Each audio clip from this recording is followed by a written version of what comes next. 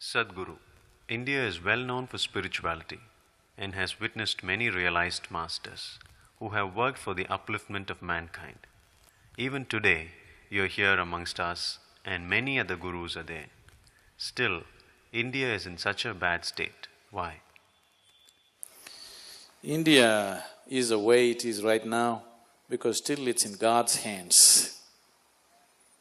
Unless you take it into your hands and do something meaningful in this country, it will remain this way or get worse. Now, if you really are concerned about the national situation or your social situation, it's very, very important that you take it into your hands in a committed way and really do something about it. Some time ago, when I was just 15 years of age, I happened to read this passage by Swami Vivekananda. He said, "Give me 100 people who are truly committed, I will change the face of this country." It made me feel so ashamed. In such a large country, couldn't he find 100 people committed for what all of us want? A man like Vivekananda doesn't come every day. When he comes, he could not find 100 people. What a shame it is. Not for him, for us as a nation. Since that day I thought, at least as a tribute to Vivekananda, we must create 100 truly committed people. And today, I can say very proudly, and it's a very joyous for me to say this, that today we have hundreds of people who are truly committed to make this change happen. The change is beginning to happen, but not enough. It is not enough. What I see is 100 people are not enough. Today we need 1,000,000 people who are really committed. Only then something really worthwhile will happen in this nation. All of you who are here today, I request you, beg you and plead with you that in whichever capacity you can, in whatever sphere of life you are, please commit yourself to create a beautiful situation in this country, which is a part of this world anyway. Please do that, because without this commitment, thinking, people are saying this is all divine plan. Because your stomach is full, you can talk this kind of philosophy. If you had your stomach empty, you would have your own plan to get your food. Isn't it so? Now life is comfortable for some people, those people are saying it is all divine plan. Now, once you have taken one part of your life into your hands, you cannot leave another part to somebody. See, for example, one big bane in this country right now is the huge population. This is not divine plan, this is just irresponsible reproduction. That's what it is. This is not divine plan. With the help of medical sciences and so many other systems, you have taken your death to some extent into your hands. When you take your death into your hands, you must also take your birth into your hands, isn't it? When we have taken death into our control, should we not take birth also into our control? Now, you want death to be in your control, but you want birth to be in God's control. This will not work. Leave both to His control, He will maintain the balance. Once you have taken one, you better take the other also. The calamity that you see in this nation is not because of divine plan. The calamity is callousness of human beings. The calamity is non-committed way of existence. The calamity is irresponsible way of living. That is the biggest calamity. You said that calamity right, there is no calamity. How to love people who irritate us the most? How to love people who irritate you? Don't pretend to love them.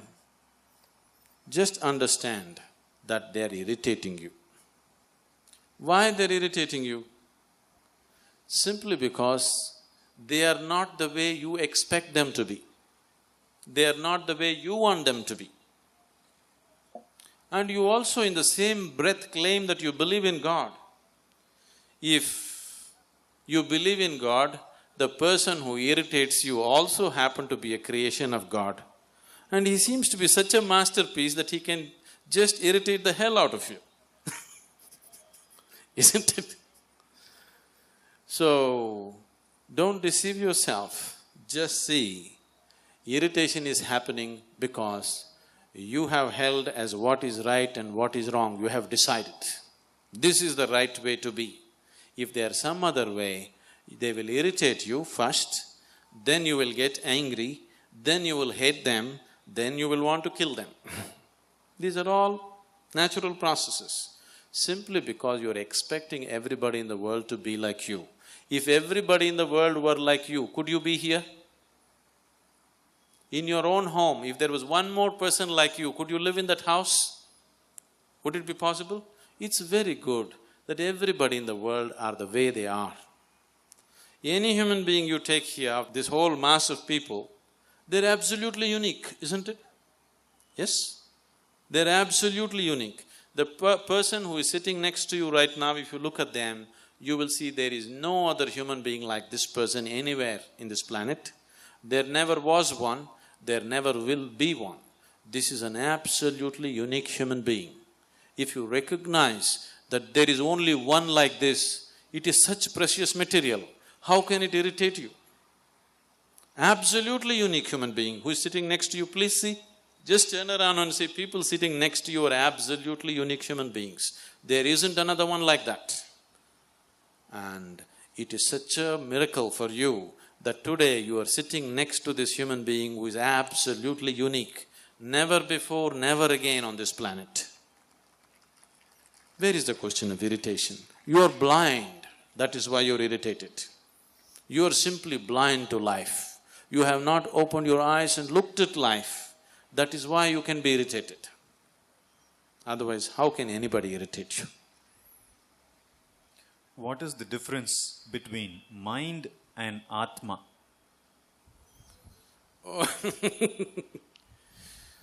Which Atma are you talking about? What Atma have you experienced? Mind, you know the function of the mind to some extent. Atma, what do you know? Once again, you're talking about stories that other people told you.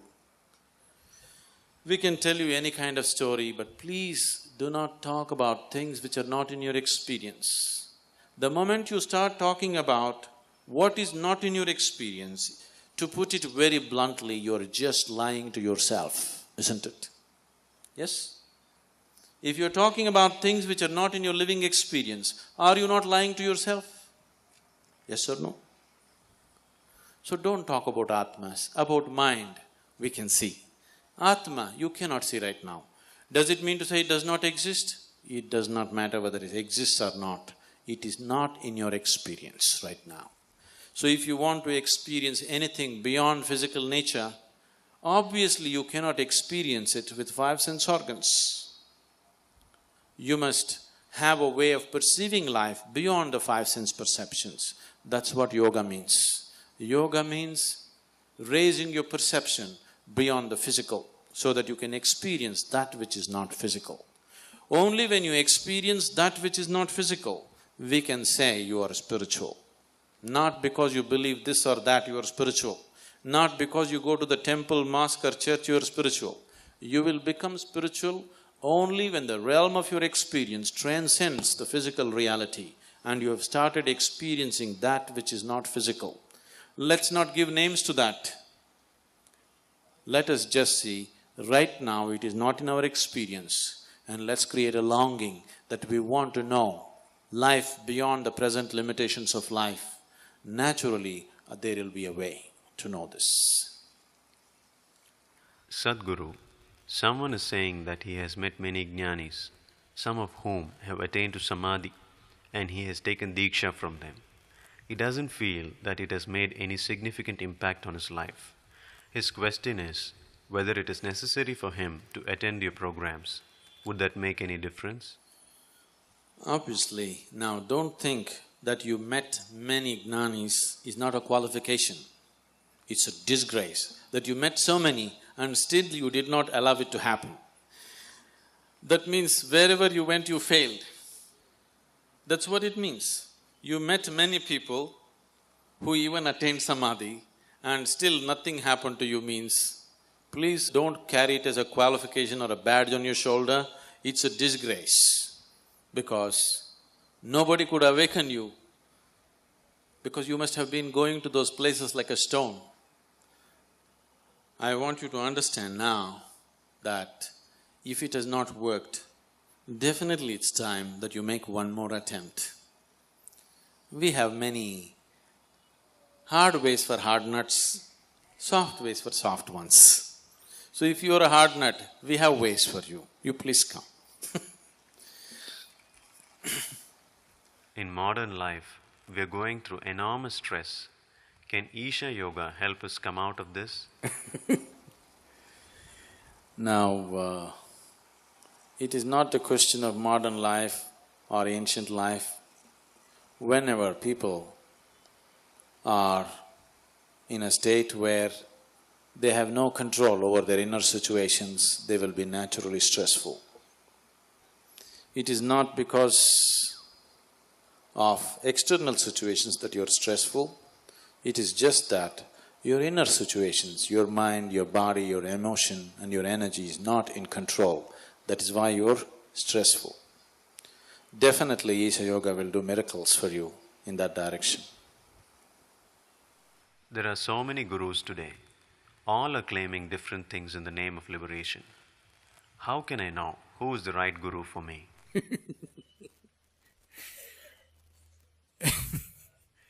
I am not claiming anything. Nor do I want to be your guru. No guru, if there is one, is ever desiring to be your guru, okay?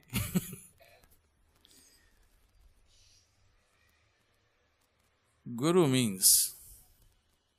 Gu means darkness, Ru means dispeller. One who dispels your darkness is your guru.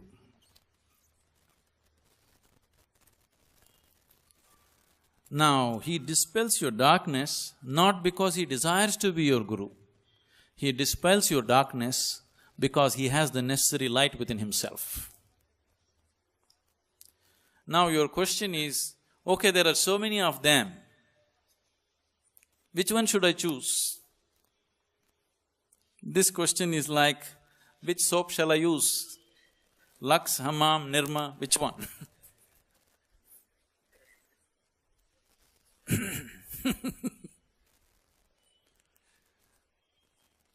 It's not for you to decide that anyway.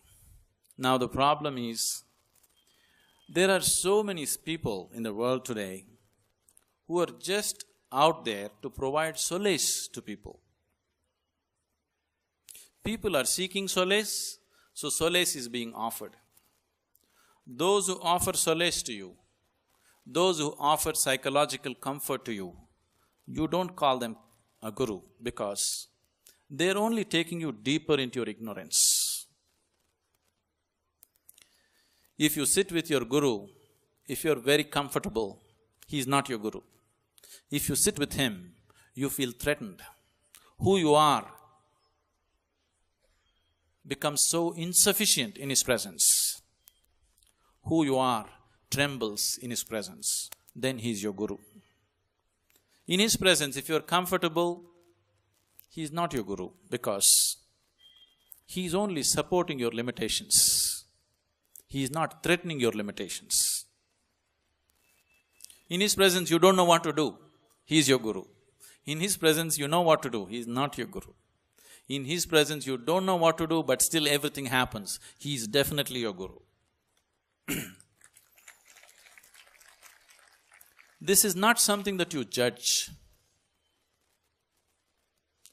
But right now there is a need to judge because so many of them are coming.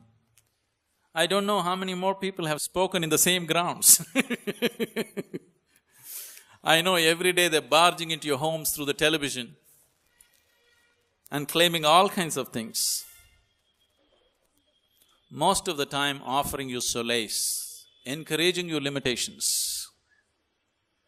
Anybody who encourages and sustains your limitations, anybody who tries to make you feel comfortable is definitely not your guru. A guru is somebody who threatens you. A guru is somebody who destroys you the way you are so that you can become the way the Creator intended you to be. You don't seek a guru, first of all. You create a longing. You create a deep longing to know. A guru will happen to you. You don't seek going about choosing which is a better guru. You don't choose. You just create a deep longing. What you call as guru will happen to you because guru is not a person. A guru is a certain space, a certain energy. It can only happen to you. It's not somebody you meet. It is not somebody that you shake hands with. It's not somebody that you bow down to. It is not somebody to whom you go and beg for this or that. That space, that energy which you refer to as guru will happen to you. It will overwhelm you. It will destroy you the way you are so that you will become unbounded. You will become the way Creator intended you to be. In the name of religion, so many conflicts have happened. Is it necessary to have so many religions? Can't there be just one universal religion? I think we have already answered this question in many ways. Why should there be a universal religion? I would like to see, there are 7 billion or 6 billion people in the world. I would like to see 6 billion religions. Only then it will work for you. Because religion is a very intimate process. It's an inward process. It is not something that you do on the street. It is something that you do within yourself. We don't need one religion, we need billions of religions. Each individual should see which is the way for him to seek his ultimate nature. He need not form a group, whether the group is 5 people or 10 people or million people, it has no meaning. Religion is something that you do within yourself, not on the street.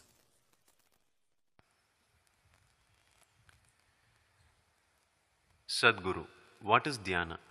How is it different from puja and prayer? Does practicing meditation bring well-being to us the way we want it, just like performing rituals does? There is a catch in the question. Bring well-being to us the way we want. This is the problem with people. They not only want well-being, they want well-being the way they want. And they also claim that they believe in God. Please see, the only and only problem with your life right now is, life is not happening the way you want it to happen. If life is not happening the way you want it to happen, if you are a believer in God, it must be happening the way God intends it. You must be very happy, but you are not happy. Your beliefs are so hollow that it is not working. Now, what is dhyana? If you are in dhyana, are you beyond rituals, prayer and all these things?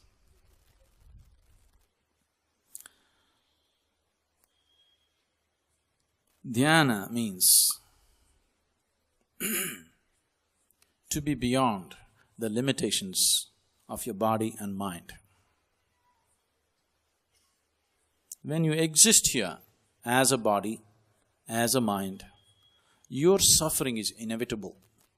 If you're happy, it's an accident, I'm telling you. Because the process that you refer to as body, the process that you refer to as mind, is not in your hands. It is always subject to all the forces of duality in the existence.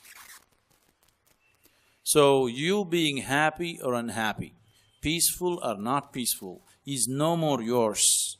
It is just the situation which decides this. So meditation means to transcend these two limitations of the physical body and the mind, so that you exist in that state where the body and the mind are not deciding the quality of who you are right now in this moment.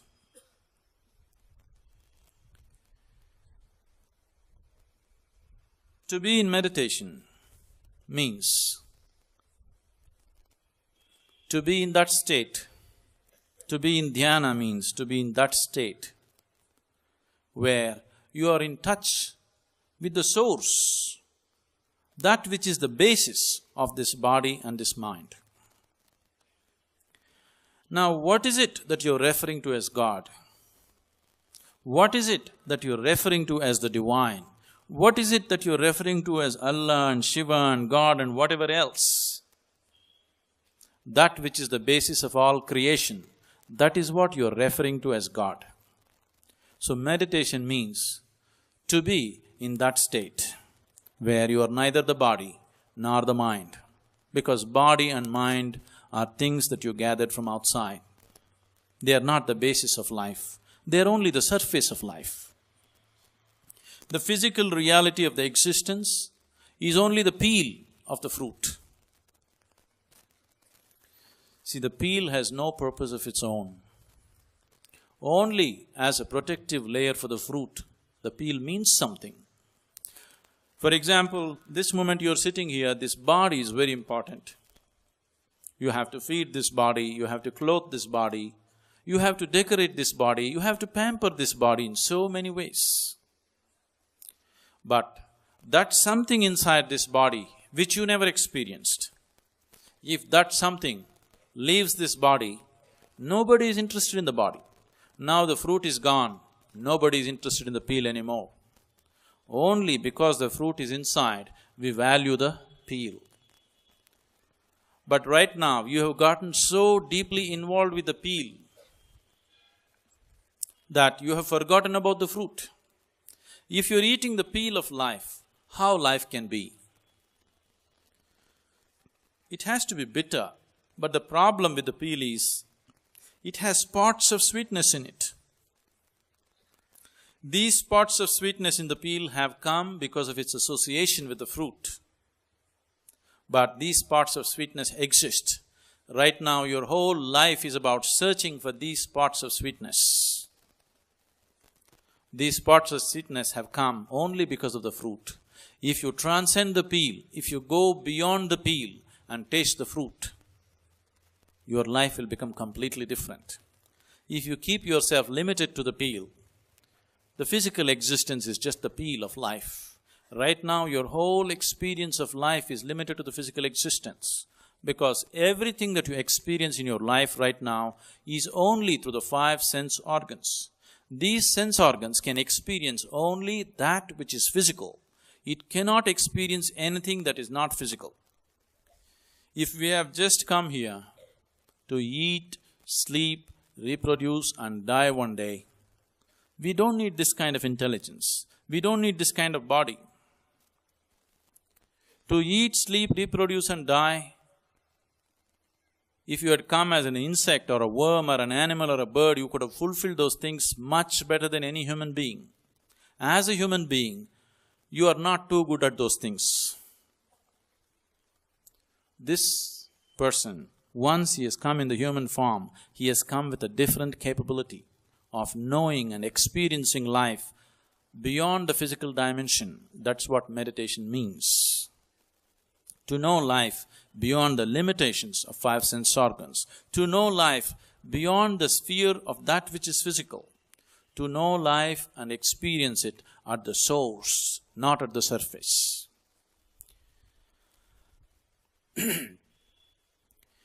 Is it not enough for me to pray? Your prayer is just 99% of the time is just an expression of your fear and greed. It has nothing to do with divinity. It has nothing to do with the source of life. It is very much the surface. Things that you don't have, things that you long for, things that you crave for, that is what your prayer is. You are just hoping God will give it to you. You are just hoping that you will earn your life little free. You are just hoping that you will get your life at fair price. It's not working, but fear itself is not going, even peace is not coming into your mind because of this. The difference, the fundamental difference between prayer and meditation or dhyana is, prayer means you are making an attempt to speak with God. By now, you must have spoken much. In all these years of speaking, probably you never allowed Him to speak. If you don't allow somebody to speak, so you do one thing. You go to your friend's house today after this meeting, sit there for half an hour, you do all the talking. Don't allow your friend to utter one single word. The next time you go and knock on his door, even if he's there, he will say he's not there. If you say 10 things, at least if you allow him to say one, there is a possibility of relationship. If you do all the talking, your friend will have nothing to do with you. That is what has happened between you and God.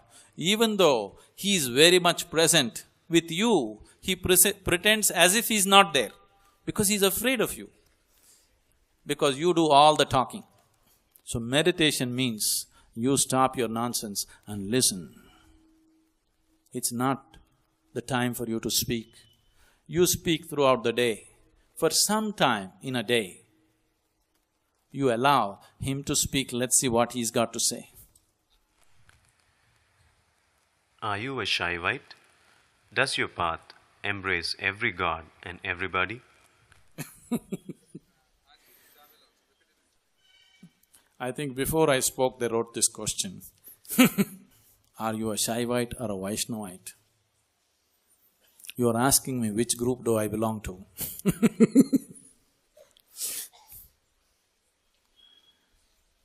I am a kind of person that no group will like. Because in many ways I am a threat to all groups. First of all, why do you want to form a group? The need to form a group has come within you because as a being you're insufficient. You're feeling insufficient by yourself. This is the reason you have formed groups. Whether the group is family or community or religion or caste or whatever. Any kind of group you have formed because by yourself you feel insufficient. As a being, you are not sufficient. You have not found anything within yourself which is of such value that if it sits here, it is complete by itself. You have not found anything of substance within you. That is the reason why you are forming a group. That is the reason why you belong to your group. Whether you are a Vaishnava or a Shaiva, or you are this or that, the fundamentals, the psychology behind the need to form a group has come because of your insufficiency. You have not felt who you are. You have not bothered to see who you are. You have not bothered to experience what is the nature of your being. That is the reason you have formed a group. Now, my whole work and my life is to help people experience the divine within themselves.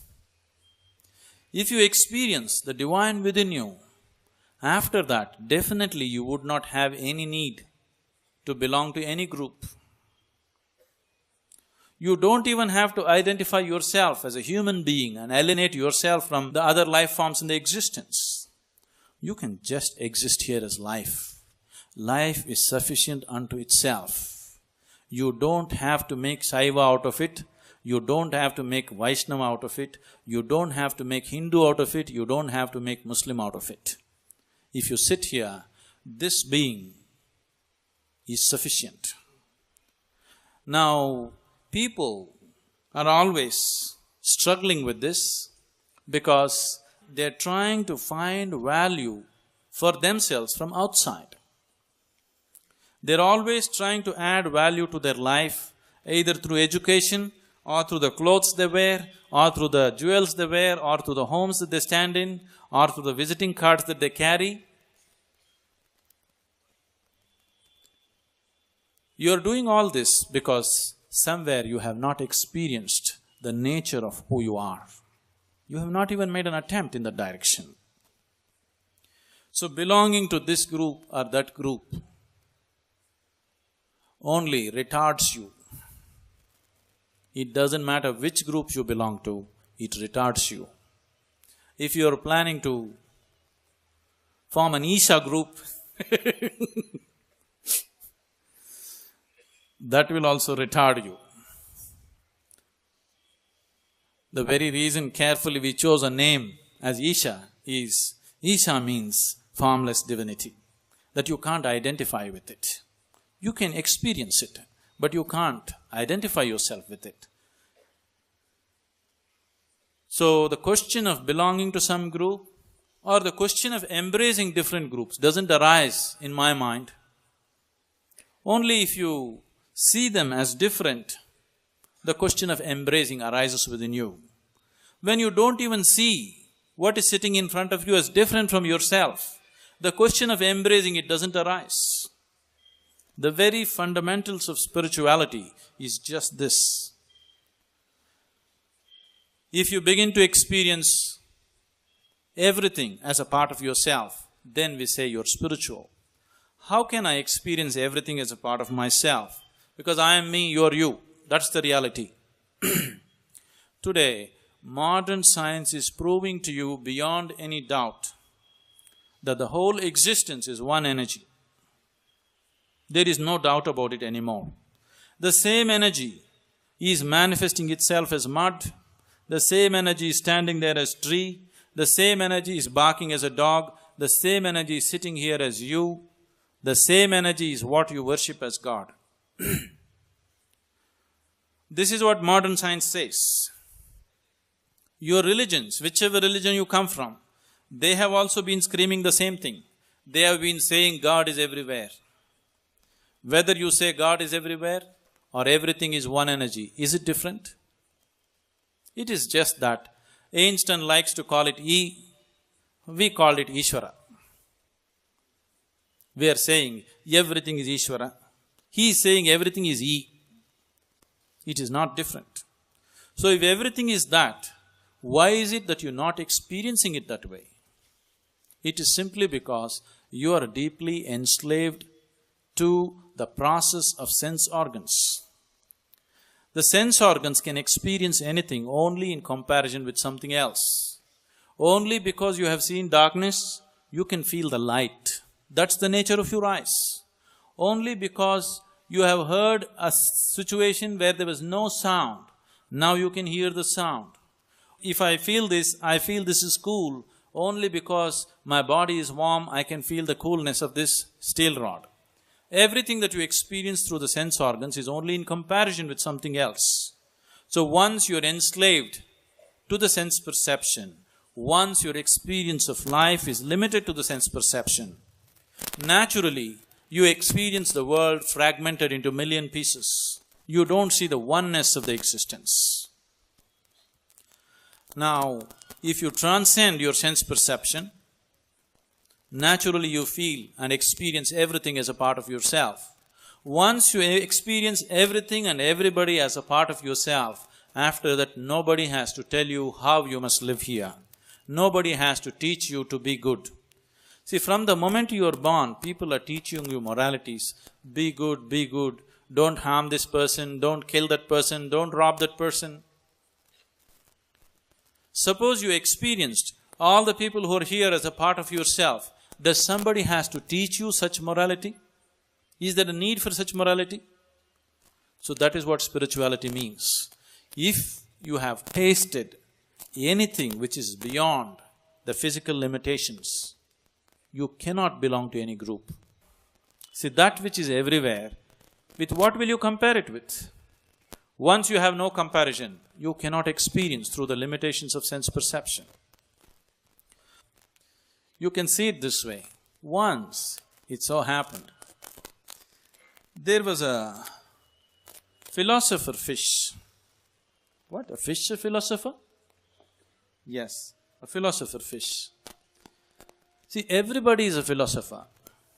Please look at yourself. You are also a great philosopher.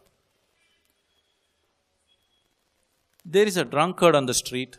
You stop him and ask him why he is a drunkard. He has a great philosophy as to why he is drinking. Yes? Is it so? You stop a thief and ask him why he is a thief. He has a solid philosophy as to why he is into this. Everybody has solid philosophies to support whatever nonsense they are doing in their life. Without a philosophy, you cannot continue your nonsense. Please see. If you have no philosophy, you cannot sustain your nonsense. At every moment, you have to become aware. At every moment, you have to think, why should I do this? But once you have a philosophy, you can just continue your nonsense endlessly. So there is a philosopher fish.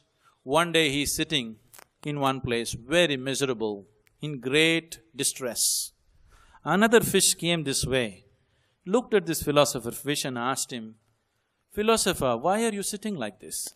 You seem to be in great distress. What is the reason for your misery?"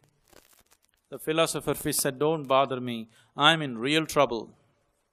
"What is your troubles? Please tell me." The philosopher fish said, "Wherever I go, people are talking about oceans. I wanted to see the ocean, so I traveled in every direction possible, but I don't see the ocean. Where is it?" Now the problem is, he is also a part of the ocean. That's the problem. If he was outside the ocean, he would have gone and seen the ocean. Now that he is a part of it, he has no way to perceive it. Right now, your problem with divinity, your problem with God is just this. You are breathing it, you are eating it, you are walking upon it. So you don't know. You don't know how to perceive, because your perception is limited to 5 sense organs, and it needs a comparison, it needs a background, it needs a foil, otherwise it cannot experience.